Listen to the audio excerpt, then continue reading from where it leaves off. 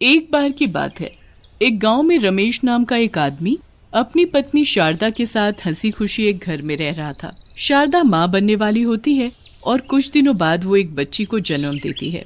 शारदा की बेटी बिल्कुल काली पैदा होती है, पर शारदा और रमेश फिर भी उसे बहुत प्यार करते हैं और उसका नाम मुस्कान रखते हैं।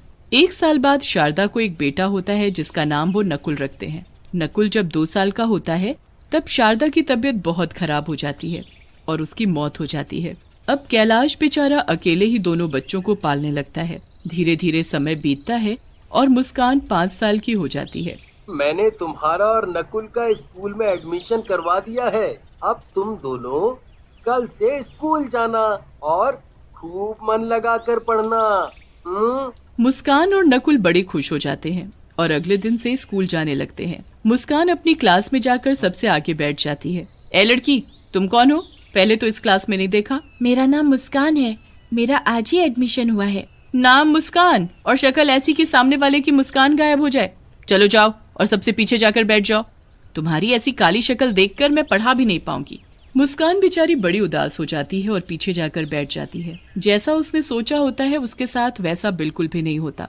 मैडम उसके कालेपन की वजह से उससे बहुत चिढ़ती और उसके साथ बुरा व्यवहार करती थी। ये सब बात मुस्कान कभी भी अपने बाबूजी को बताने की हिम्मत नहीं कर पाती थी ताकि मैडम उसे मारे ना। पढ़ने में मुस्कान बहुत ही होशियार थी, पर इतनी होशियार होने के बाद भी मुस्कान की टीचर उसे बिल्कुल पसंद नहीं करती थी। एक दिन जब मुस्कान और नकुल दोनों स्कूल जा रहे होते हैं तो मुस्कान गलती से अपनी कॉपी घर भूल जाती है। स्कूल में मैडम जब सब बच्चों को एक एक करके बुलाती है तो मुस्कान की बारी भी आती है। मुस्कान अपना पूरा बैग छान मारती है पर उसे कॉपी कहीं नहीं मिलती। अब वहाँ खड़े खड़े क्या कर रही हो? जल्दी कॉपी लेकर आओ। मैडम जी, वो मैं कॉपी लाई थी और सारा काम भी किया था, पर कॉपी नहीं मिल रही। तुम जैसे बच्चों के बहाने मैं खूब जानती हूँ। आओ अभी का अभी इधर आओ। मुस्कान डरते डरते मैडम के पास जाती है।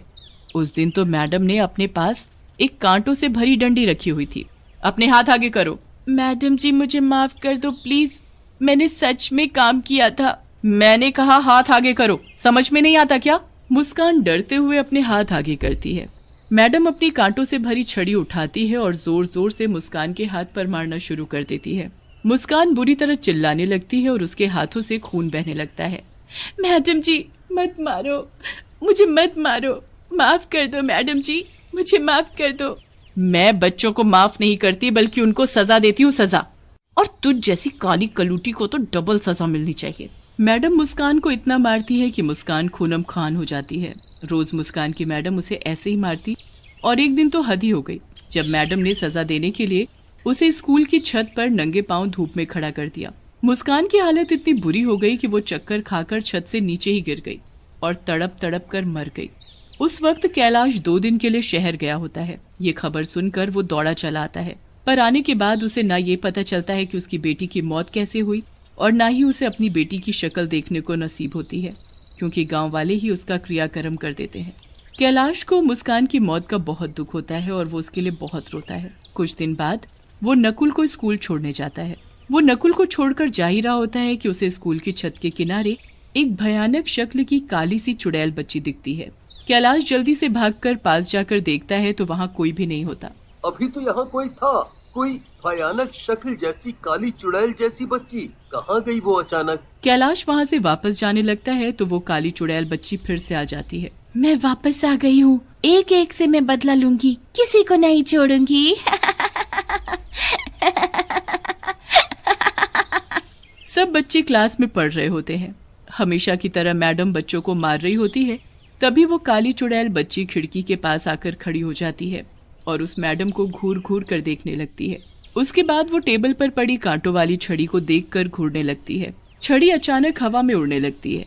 सब बच्चे और मैडम हवा में उड़ती छड़ी को देखकर हैरान हो जाते हैं। उसके बाद वो एक इशारा करती है और छड़ी मैडम को मारना शुरू कर देती है। मैडम जोर जोर से चिल्लाने लगती है और वो काली चुड़ैल बच्ची बहुत खुश होती है। अब आया ना मजा, अब पता चलेगा कि कैसे दर्द होता है। हाय हाय, मैं मर गई, कोई मुझे बचाओ। ये क्या हो रहा है? कौन है यहाँ? कौन कर रहा है ये सब? यहाँ कोई भूत तो नहीं? हे भगवान, मुझे बचाओ। बच्चे तो बड़े खुश होते हैं और मैडम वहाँ से भाग जाती है। अब दिन के वक्त वो मैडम लंच कर रही होती है। जब मैं खाना खाती थी तो मुझे खाने भी नहीं देती थी ना, आज मैं तुझे खिलाती हूँ पेट भर कर खाना। काली चुड़ैल बच्ची अपना हाथ गोल गोल घुमाती है और सारा खाना हवा में गोल गोल घूमने लगता है।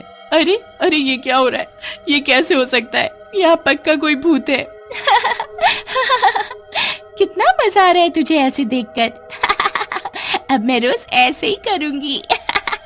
मैडम को आसपास कोई दिखाई नहीं देता।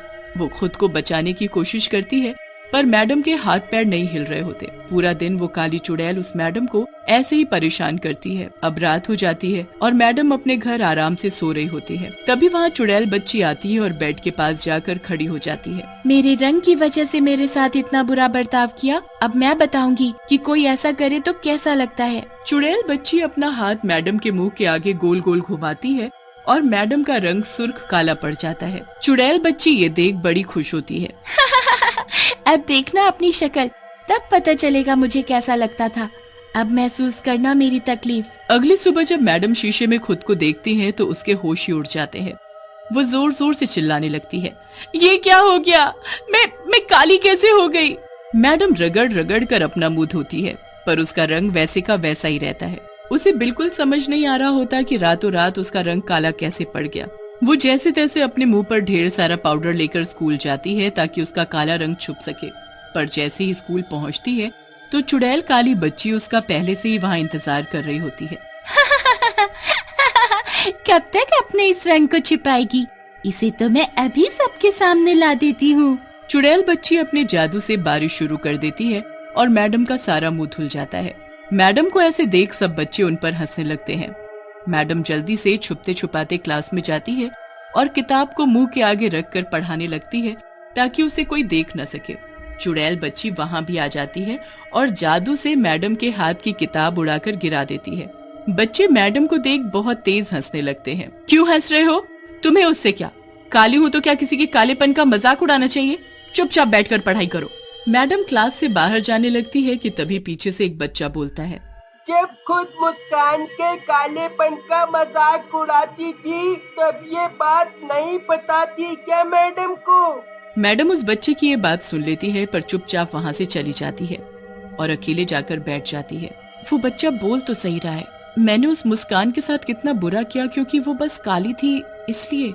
मैडम यहाँ बैठकर अफसोस कर रही होती है और उधर कैलाश छुट्टी होने पर नकुल को स्कूल से लेने आता है। कैलाश को फिर से वही काली चुड़ैल बच्ची छत पर खड़ी दिखती है। आखिर ये चक्कर क्या है? मुझे जाकर देखना चाहिए। वो लड़की कोई और नहीं मुस्कान थी और वो मुझे बार बार इसीलिए यहाँ दिखती थी ताकि मैं यहाँ आकर ये सब देख सकूं। उसके साथ जरूर कुछ गलत हुआ था। तुम चुड़ैल नहीं, मेरी बेटी हो, है ना? तुम मुस्कान हो ना? हाँ पापा। मुस्कान सब कुछ अपने पिताजी को बताती है। कैलाश को बहुत गुस्सा आता है। मैं नहीं छोड़ूंगा उस मैडम को जिसकी वजह से आज तुम मेरे साथ नहीं हो। उस मैडम को मैंने उसके किए की सजा दे दी है। अब वो भी जिंदगी भर काले रंग के साथ जिएगी और वैसे भी उसे अपने किए पर पछतावा है। मैं तो बस आपको ये बताना चाहती थी कि मेरी मौत कोई हादसा नहीं थी, मुझे मजबूर किया गया था। कैलाश उसी वक्त मैडम के पास जाता है पर वो मैडम उसे कहीं नहीं मिलती। उसके बाद वो पता करता है तो पता चलता है कि मैडम हमेशा के लिए स्कूल छोड़कर चली गई है। कैलाश निराश होकर घर जाता है तो वहाँ मैडम उसका इंतजार कर रही होती है। कैलाश को देखते ही वो हाथ जोड़कर रोने लगती है। मुझे माफ कर दो, सब मेरी वजह से हुआ है। मैंने बहुत बुरा किया था आपकी बेटी के साथ, पर मुझे बहुत पछतावा है। आप मुझे कोई भी सजा दे दो, मुझे मंजूर है। कैलाश मैडम को सब बताता है। मैडम वहाँ बैठकर बहुत रोती है और तभी चुड़ैल बच्ची वहाँ आती है। अगर पछतावा है तो जाओ, बच्चों को शिक्षा दो, कभी किसी के साथ ऐसा व्यवहार मत करना। मुस्कान, मैं ऐसा ही करूंगी। मुझे अपने किए पर जिंदगी भर अफसोस रहेगा। मैडम उसके बाद एक ऐसे स्कूल में नौकरी करती है जहाँ विकलांग बच्चों को पढ़ाया जाता है। वो उन्हें खूब प्यार करती है और उसके अच्छे व्यवहार के साथ साथ उसका काला रंग भी फीका पड़ता जाता है।